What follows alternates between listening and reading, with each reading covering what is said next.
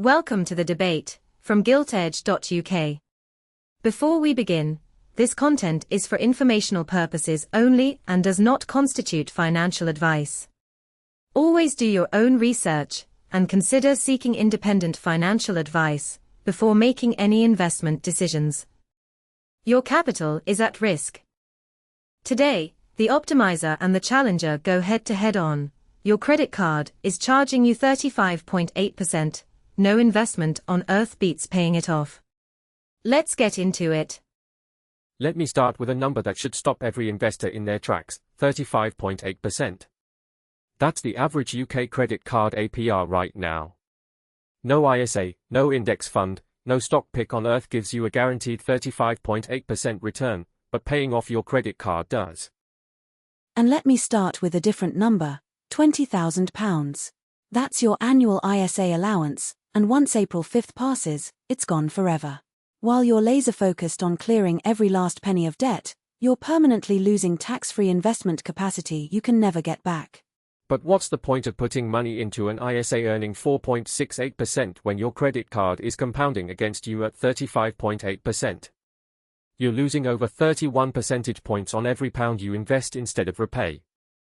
That assumes every pound of debt is at 35.8%, which is nonsense. Not all debt is created equal.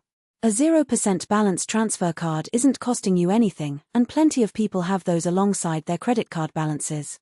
Sure, if you've got a 0% deal, that's the one narrow exception I'd accept.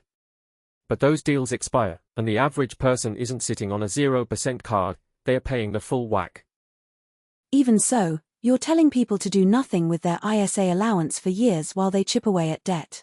The real cost of waiting is enormous. Someone who delays investing by just 5 years could end up with tens of thousands less in retirement.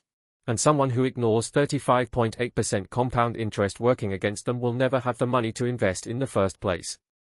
The compound interest trap works both ways, it's just working much faster on the debt side.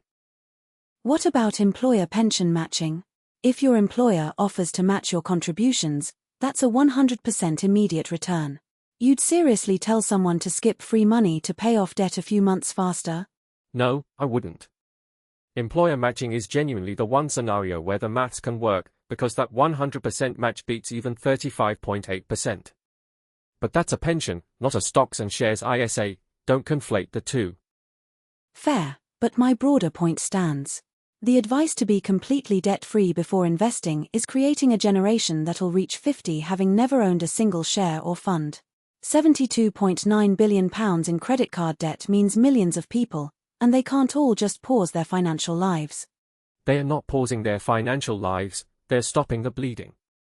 That £72.9 billion is growing at 12% a year, faster than any other form of consumer credit. Getting that under control is the financial life. But you're framing it as all or nothing.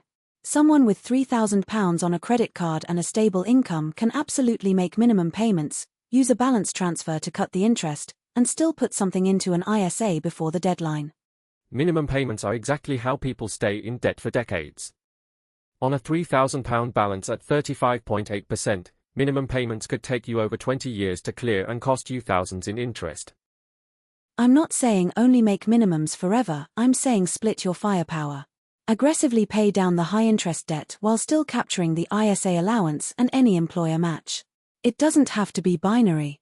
In theory that sounds balanced, but in practice, people aren't rational.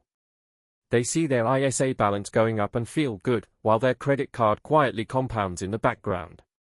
The psychological trap is real. And the psychological trap on your side is debt paranoia. People become so obsessed with getting to zero that they miss years of market returns and tax-free growth. The FTSE 100 has averaged roughly 7% a year over 20 years, time in the market matters. 7% versus 35.8%.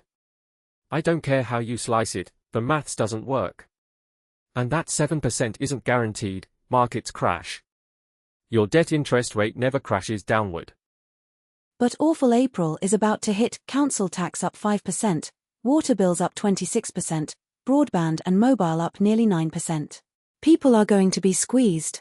Shouldn't they at least have some investments building in the background rather than everything thrown at debt? That's actually my point, awful April makes clearing expensive debt even more urgent. When your bills are about to jump, the last thing you need is 35.8% interest piling up on top of everything else. We keep circling back to the 35.8% figure, but the FCA's own data shows 12.9 million UK adults have no savings or investments at all.